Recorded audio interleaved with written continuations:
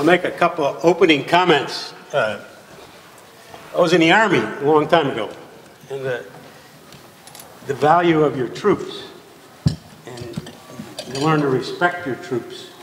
So I have 3 troopers here with me that I'd like up here, but they don't have to come up. If I took Eric, Kelly, and Karen, you really have given my talk.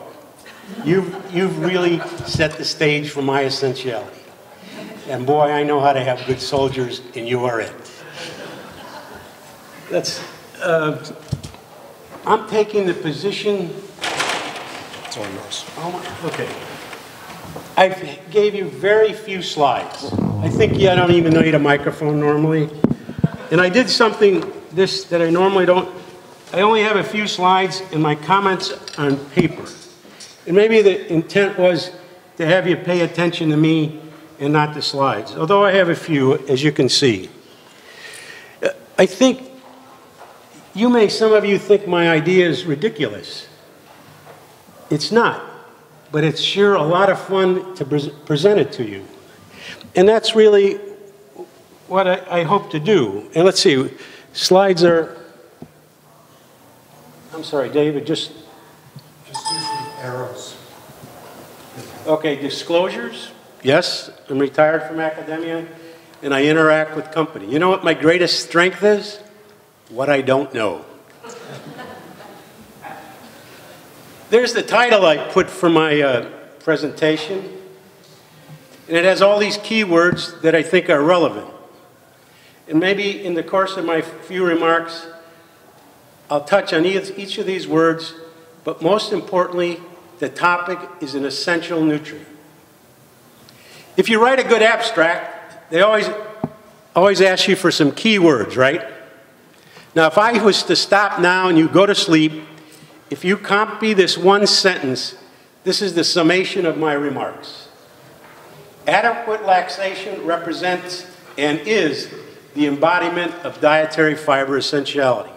And that's what I'd like to present in the next few minutes. It's from your mouth to your anus. It's a full process of essential functions. Just a little bit of history. We're talking about added fibers today with the dietary, with the FDA and stuff. Some of you may or may not remember, this started the revolution. It was Fresh Horizons bread from Continental Baking, the makers of Wonder Bread and Twinkies. And I cut my teeth on this particular product. And the company sent me to Washington, D.C., and I got a call in my room, and from all people, I don't know if Marion Barrows, does anyone recognize the name? She was the food writer for the New York Times. And she called me and she said, I hear you have some contact with Continental Baking. I said, yes, who are you? And she told me. I was a little bit in awe. And she said, I want you to do something for the New York Times. And what's that? We would like to have you get us into the bakery so we can put little logs in a pan, and as they go through the baking process, we can show Americans that they're eating wood pulp. But then there was another story that reminds me about fiber. Do you remember when they say eat the menu or eat the box rather to get all your fiber? So I went to this same hotel I was at earlier in my career, and I went, and it was quite nice, and they served me this appetizer. So I looked at it, and I start working at it with a knife and a fork. It wouldn't go. So I asked the waiter to come over. I said, I'm sorry, I can't eat this. He said, sir, that is your napkin to wipe your hands. Anyway, here's the challenge I have to try to present to you. Where's it going to go? Where's the fulcrum going to go? But before I say that, let me say a little bit about who knows why dietary fiber is a nutrient on the food label. It's on the food label because the government declared it a statutory nutrient. I've never been able to find where anyone has defined fiber as a nutrient. Yet I'm up here telling you it's an essential nutrient. So that is one challenge. A nutrient, a component to grow and survive. An essential nutrient, defined as not being synthesized, derived in the body, must be obtained in the diet, is obligatory for the proper physiological function of tissues and organs, and a requisite for cell processes. The combination of these factors leads to maintenance of metabolic good health.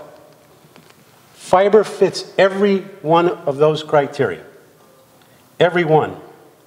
But it even has another essential factor. And again, it was Eric. It stimulates mucin production. Mucin production is the endogenous source of energy for the microbiota. I may be getting ahead of myself, but why? What are the essential functions of dietary fiber? Soluble or insoluble? When you eat it, you stimulate intestinal development, morphology, development, and function. And I'll expand on that in a minute. Then, as Dave indicated, and even Joanne, it is the primary energy source for the microbiota. You want more microbiota? You're going to give them more what? Fermentable dietary fiber. You want maybe more mucin? And I stand, please, I'm here to be corrected or challenged. You want more mucin? What are you going to give? More insoluble fiber. You're going to eat whatever it is, the peel, the bulking agents inside this, or whether it's cereal, nuts, berries, seeds, all that physical stimulant is essential, is the essential part of fiber. Let me ask you a question. How many of you are with food companies selling a product? How many use a fiber? Which one is the best? Which one is the best? That's another criteria I'll state. I'm standing here, although the comments were made before, dietary fiber may be plural, but it's a single entity on the food label, and it's a single entity entering your body when you eat it. Once it gets in your intestine, it explodes. Does it have physical particulate stimulating the intestine, or is it, the other important function is water holding. I have two experts here on viscosity, Dan and John, if you want to talk about that. But collectively, again, the soluble, insoluble, maybe viscous, soluble, hold water. But then what's the other criteria that's most important? The energy for the microbiota.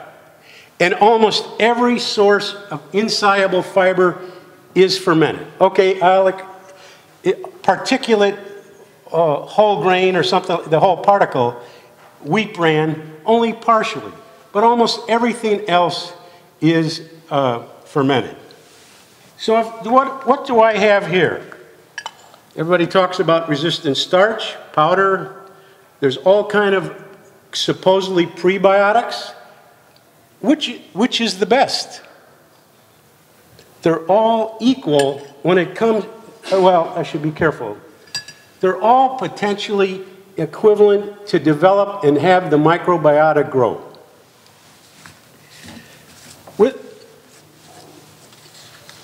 If I can look at my notes a minute.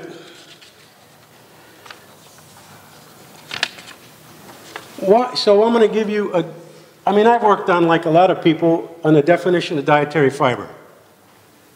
But why is dietary fiber a nutrient? And I'd like to have you challenge me.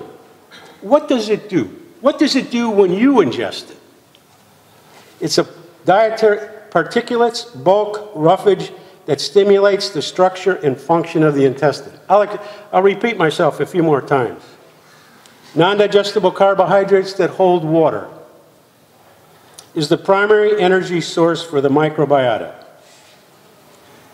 What's the cascade for essentiality?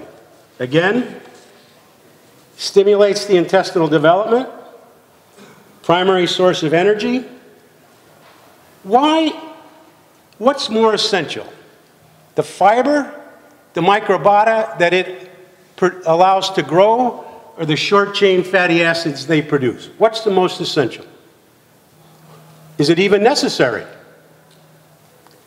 The point I'm trying to make is dietary fiber, the microbiota, at least short-chain fatty acids are intrinsically linked. The fiber is essential to make your microbiota grow and to produce short-chain fatty acids, and I'll get that. All are dependent. Let me make back to history a little bit. The dietary fiber hypothesis says that if you eat a high-fiber diet, you're going to have less disease. How much did they eat? Somewhere in the area of 80 to 100 grams a day, mainly as resistant starch. And in that, what did they produce? Huge fecal mass. And what did Trowell, Burkett, and Painter show? And I have a paper here. That would increase fecal mass, transit times went down.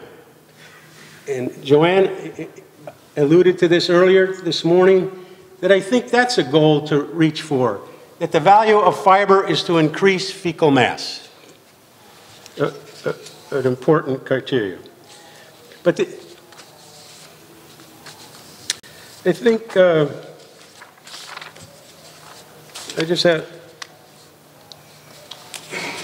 let's see, I only have a few more slides. Again, the Institute of Medicine, and Joanne alluded to this, does not consider it essential. But if we think of fiber in the big picture, from mouth to anus, and what it does, I think it does have those properties. And I'll maybe go through it this way. When we're born, the intestine is almost, well, it's sterile, and it's really not functional. And I think Karen, it's pretty leaky, correct? But then I think it's the next slide. But as soon as you add fiber, you do what? The villi begin to expand. The crypts become development. Stem cells start going wild, producing all kind of things for tight junctions and things like that, so that the intestine has its normal integrity. Then what happens? Then you have fermentation. I'm repeating myself. The fermentation allows the microbiota. Now, we've heard a conference yesterday, and I can ask Eric and Kelly and others to expand. We don't know yet what's the best ratio of any of the phyla or any of the bacteria. Right, soldiers? Is that right? But let me ask this question. Is it beneficial to have more microbiota? Is that a prevailing thought? That if we have more microbiota reflected in more feces, brought about by both fermentable and non-fermentable fiber, is that advantageous? Would you want that as an individual? Forget marketing. Would you want that? And I feel that the answer is yes. And maybe one of the most important things about the essentiality of fiber, you've established the integrity. You've developed a microbiota. It produces metabolites, one being the short-chain fatty acids. But in the development of the intestine, where you see those little yellow appendages, the villi, what is also happening simultaneously is maintained with fiber. Both your innate and acquired immune system. They are developed. And if you maintain adequate fiber, that's what you're doing. I was interested in total parental nutrition. I don't know if how many are familiar with that. We're in various distressed states where they take people off all food and you either vein, nothing in the intestine. And in the human, reading initially, I thought it was total atrophy, that the cells would die. That's not true. It happens in animals. We can demonstrate that quite well. But only in the human, you only get about 10% atrophy. But the immune system is highly, highly compromised. And only when you go back to feeding some food into the intestine, now with fiber, you're going to get a restoration of that immune function. So, and again, I think it's like if you want a class, someone said to you, class for an hour, to talk about the cells that are part of the immune system that are developed in intestinal development, maintained on an adequate fiber diet. This is just a representation. You've seen slides similar, and Karen even gave you even a better illustration. That's what I want to say. We have question and answer. In regards, it's a nutrient. It's essential, but we take it for granted. And everyone should try, all of us, to increase our dietary fiber consumption.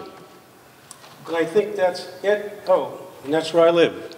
Because it's so isolated, so that I always come to try to get an audience so I can speak. So there. That's the end of my remarks. We'll have comments.